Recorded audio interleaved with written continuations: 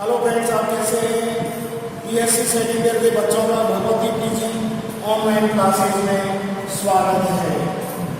BSc second year के बच्चों का भगवती पीजी ऑनलाइन क्लासेज में स्वागत है। आपका थर्ड पेपर में जो है इलेक्ट्रोकेमिस्ट्री आपकी चल रही है। आपका टॉपिक जो है वो है आपका इलेक्ट्रोकेमिस्ट्री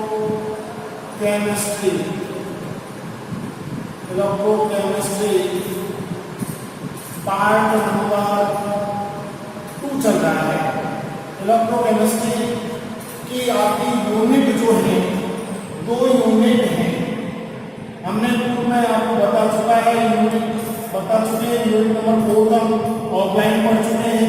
बीएससी के बच्चों को भी पढ़ा चुके हैं, बीएससी ग्रेड के बच्चों को भी पढ़ा चुके हैं।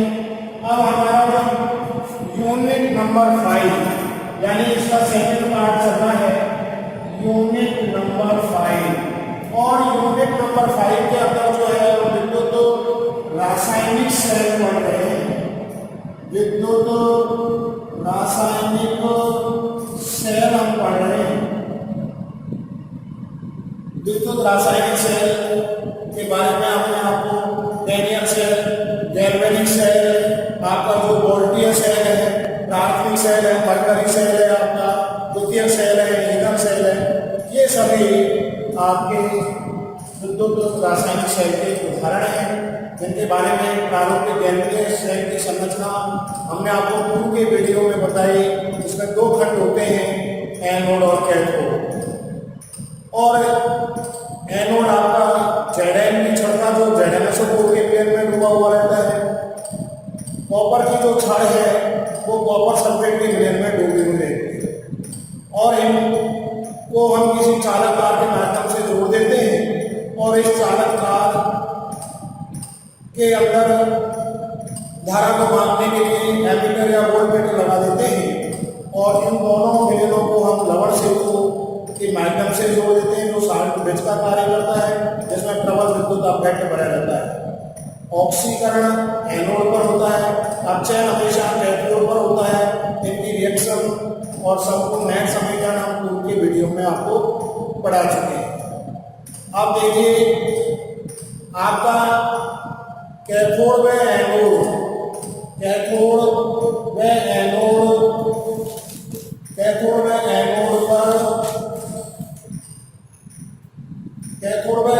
खंडों में पाई जाने वाली अभिक्रिया के फलस्वरूप कैथोड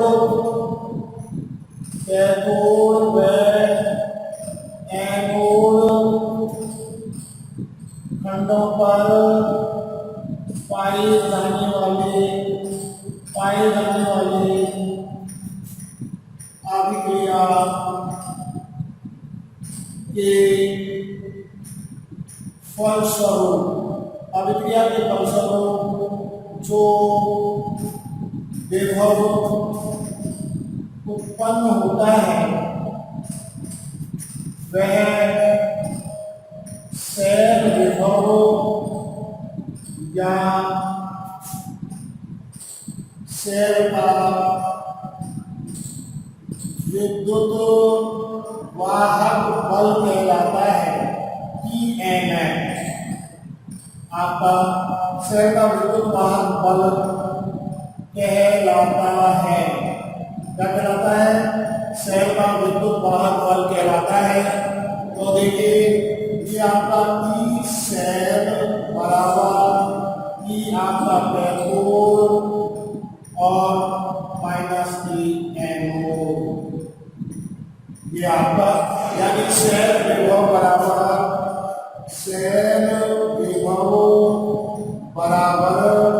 आपका इलेक्ट्रोड विभव है। ये भी आपका इलेक्ट्रोड विभव, ये भी आपका इलेक्ट्रोड विभव, दोनों ही आपके इलेक्ट्रोड विभव हैं। ये भी आपका इलेक्ट्रोड विभव। अब देखिए कैथोड पर कॉपर होता है जो कि 0 आपका E यानी कि Cu+2 Cu माइनस आपका E Zn और Zn+2 तो इसका होता है 0.34 और इसका होता है माइनस आपका 0.76। तो 0.34 माइनस माइनस आपका प्लस हो गया और ये 0.76। तो इस प्रकार से शहर का जो विद्युत भार वाला है वो आपका कितने वोल्ट आता है, जो कि हम देखिए ये आपका 1.10 वोल्ट आता है, जो हम 12th क्लास में बच्चों को विषय वस्तु आधारित प्रयोग के आधार पर विषय वस्तु प्रयोग पर आधारित एक प्रयोग कीजिए। जैसे स्टार्च का क्लोराइड विलयन बनाए, एल्यूमिनियम का क्लोराइड विलयन बनाए, इसी प्रकार से वहां पर हम जो है फिजिकल केमिस्ट्री का ये प्रैक्टिकल हम बच्चों को करवाते हैं। सेल का विद्युत वाहक बल ज्ञात कीजिए। तो देखिए स्टूडेंट्स, इस प्रकार से वहां पर आगे मान निकालते हैं। 1 पॉइंट, ये तो एक्यूरेसी मान है पूरा आपका, तो 1.10, तो वहां पर हम 1.108 आता है, किसी का 1.107 वोल्ट आता है, 1.106 वोल्ट आता है। तो इस प्रकार से हम सेल का विद्युत वाहक बल ज्ञात करते हैं। यानी कैथोड व एनोड खंडों पर पाई जाने वाली अभिक्रिया के फलस्वरूप जो विभव उत्पन्न होता है वह सेल विभव या सेल का विद्युत वाहक बल ईएमएफ कहलाता है, जो कि आप फिजिक्स में भी पढ़ते हैं। अब देखिए इसके बाद में हमने आपको पूर्व के वीडियो में जो है इलेक्ट्रोड विभव वास्तव में क्या होता है इसके बारे में भी हमने आपको बताया था। इलेक्ट्रोड विभव, तो देखिए हम इलेक्ट्रोड विभव जो है किसी भी धातु को किसी विद्युत अपघट्ट के अंदर डुबोकर रखते हैं तो वहां 3 प्रकार की स्थितियां बनती हैं। यदि हम किसी धातु को किसी विद्युत अपघट्ट विलयन के अंदर डुबोकर रखते हैं तो वहां 3 प्रकार की स्थितियां बनती हैं। ये हम इलेक्ट्रोड विभव पढ़ा चुके हैं, लेकिन आपका दोहरान कर रहे हैं। इलेक्ट्रोड विभव का मतलब देखिए, जब किसी धातु को, ये आपका कोई पात्र है, जो समझिए ये हम केमिस्ट्री लैब में है और ये आपका कोई पात्र है, इस पात्र के अंदर ये हमने धातु की कोई छड़ और ये आपका कोई विद्युत अपघट्ट विलयन करा हुआ है। ये विद्युत अपघट्ट आपका विलयन है, ये आपका मेटल है, धातु की छड़ है, ये हमारे धातु की छड़ है। ये सब किसी विद्युत अपघट्ट विलयन के अंदर हम डुबोकर रखते हैं तो यहाँ 3 प्रकार की स्थितियां बनती हैं। 3 प्रकार की स्थितियां कंडीशनें बनती हैं जो हम पूर्व के वीडियो में पढ़ा चुके हैं, लेकिन फिर से हम बता रहे हैं। पहली स्थिति, जब धातु विद्युत अपघट्ट के साथ कोई क्रिया नहीं करता है, विद्युत अपघट्ट के साथ कोई क्रिया नहीं करता है, विद्युत अपघट्ट के साथ कोई क्रिया नहीं करता है। दूसरी स्थिति में जब ये प्रबल ऑक्सीकृत होता है, जब ये प्रबल ऑक्सीकृत होता है, प्रबल यानी ऑक्सीकरण होता है, प्रबल ऑक्सीकृत होता है, तो देखिए इलेक्ट्रॉन तो जो है वो धातु पर ही रह जाते हैं और धनावेश जो है आपका विलयन के अंदर आ जाता है। ये धनावेश जो है वो आपका विलयन के अंदर आ जाता है और ये छड़ जो है वो आपकी ऋणावेशित हो जाती है। तो इस प्रकार से ये ऑक्सीडेशन है आपका, और ये देखिए तीसरी कंडीशन में जब आपका इसके विपरीत अपचयित अवस्था हो, यानी अपचयन होता है, अपचयन होता है, तो अपचयन के अंदर देखिए आप मुख्य रूप से जब अपचयन होता है तो आपका रिडक्शन होता है, तब आपका अपचयन होता है और अपचयन के दौरान आपका जो ये है Mn प्लस ये देखिए आपका ये इलेक्ट्रॉनों को क्या कर रहा है, ये इलेक्ट्रॉन ग्रहण कर रहा है, नए इलेक्ट्रॉन निष्कासित हो रहे हैं। तो इस प्रकार से धातु की छड़ पर धनावेश आ जाता है और विलयन के अंदर ऋणावेश आ जाता है।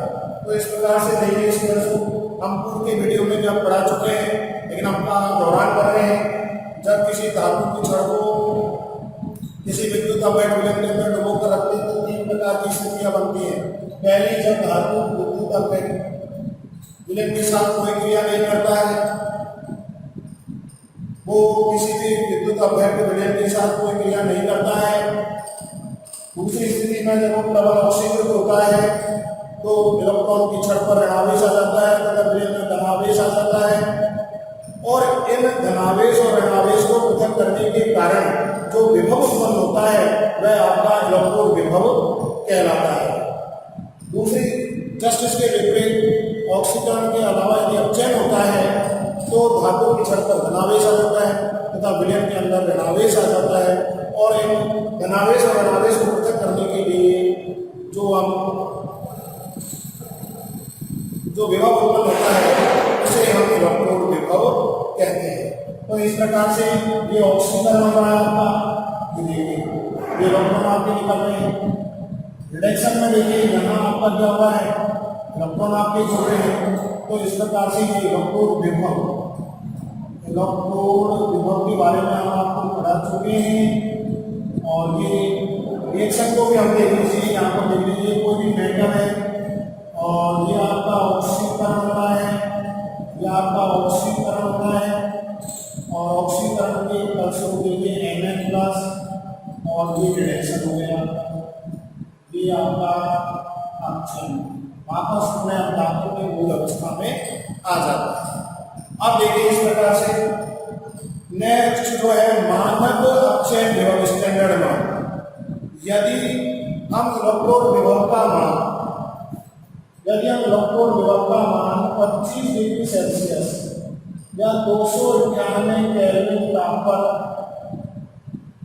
1 atm 1 वायुमंडलीय दाब पर हाइड्रोजन गैस प्रवाहित करते हैं, यदि हम इलेक्ट्रोड विभव का मान 25 डिग्री सेल्सियस यानी 291 केल्विन दाब पर या 1 वायुमंडलीय दाब पर ज्ञात किया जाता है तो यह मानक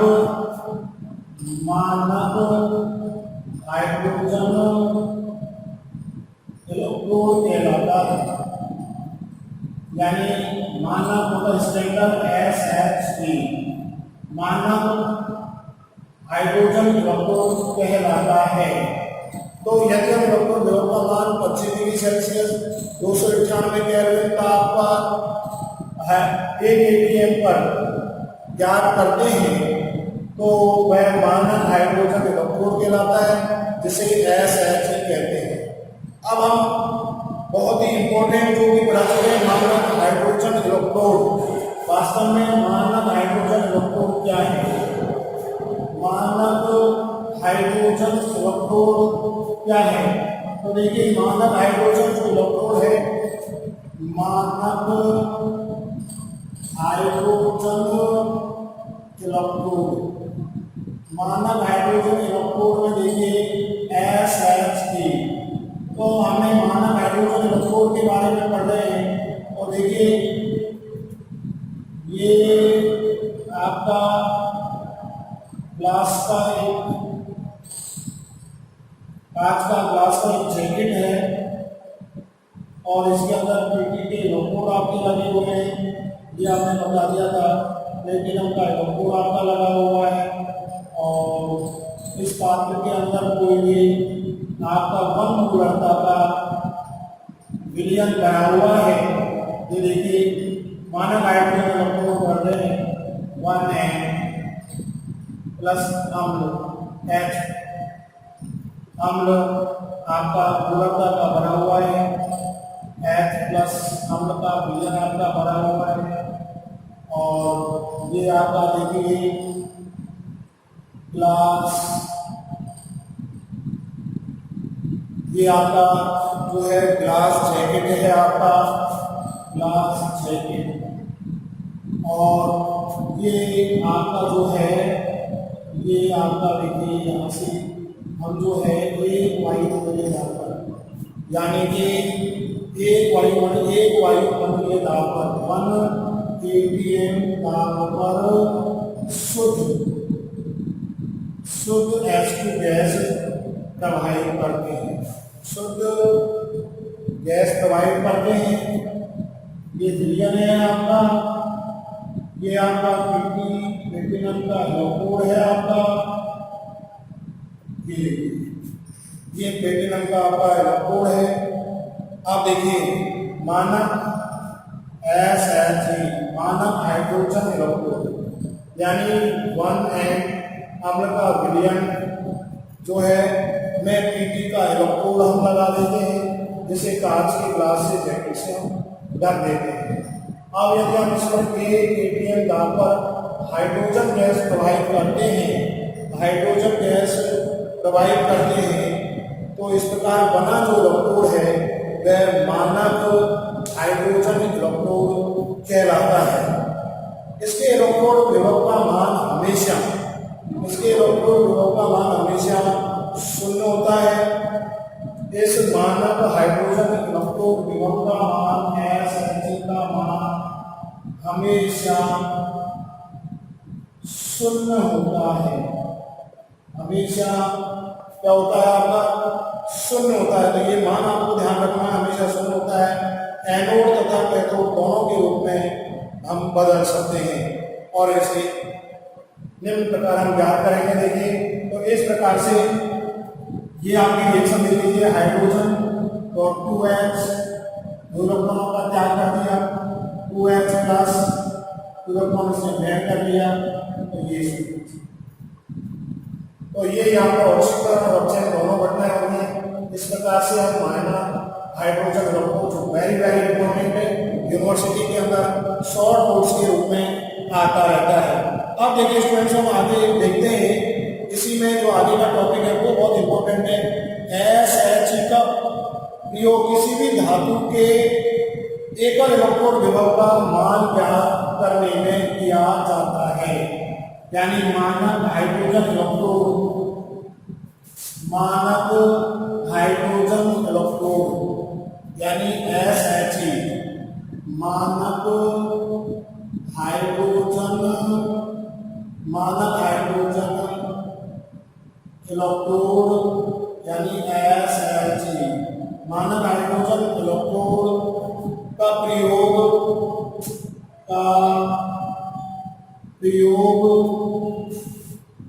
प्रयोग करके किसी भी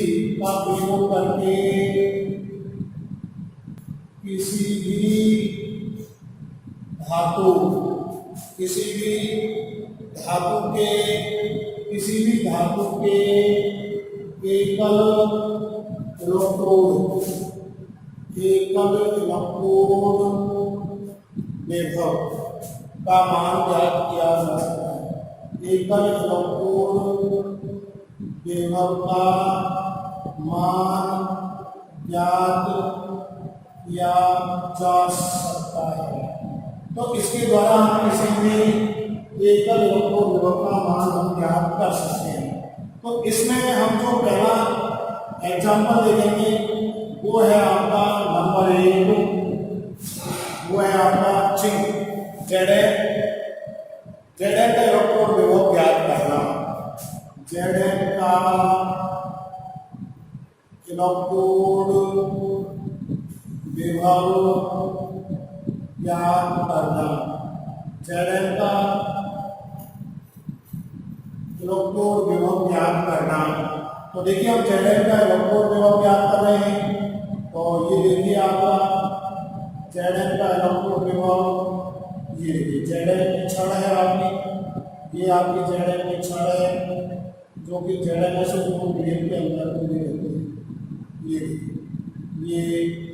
ये आपका वोल्टमीटर लगा हुआ है, ये आपका Zn की क्षण है जो कि एनोड का कार्य कर रही है, और ये 1m ZnSO का विलयन है, कार विलयन है। आप देखिए ये आपका जो है,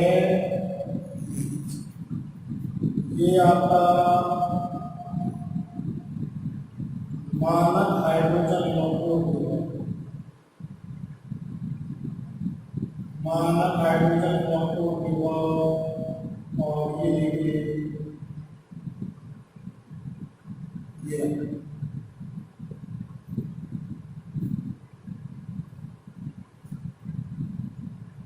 इस प्रकार से।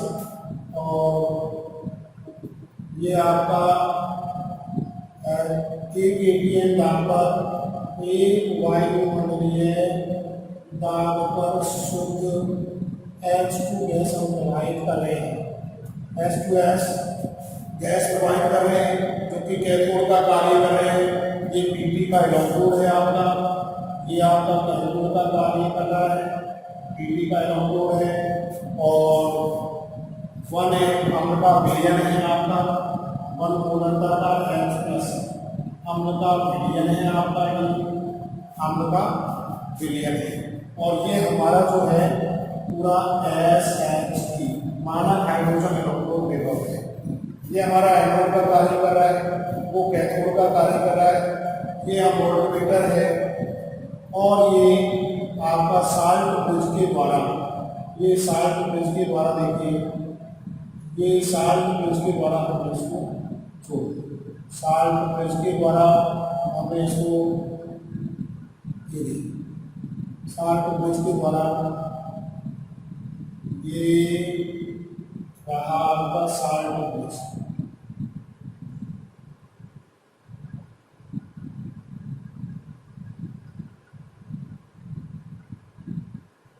और ये रहा ATM दाब पर शुद्ध H2। इस प्रकार से मानक हाइड्रोजन इलेक्ट्रोड विभव हो गया। ये आपका लवण से हो गया, आपका लवण से। तो इस प्रकार से देखिए हम जो है Zn का इलेक्ट्रोड विभव ज्ञात कर सकते हैं। हम ये कह रहे हैं कि भाई मानक हाइड्रोजन इलेक्ट्रोड का प्रयोग करके किसी भी धातु के एकल इलेक्ट्रोड विभव का मान ज्ञात किया जा सकता है, Zn का मान ज्ञात किया जा सकता है।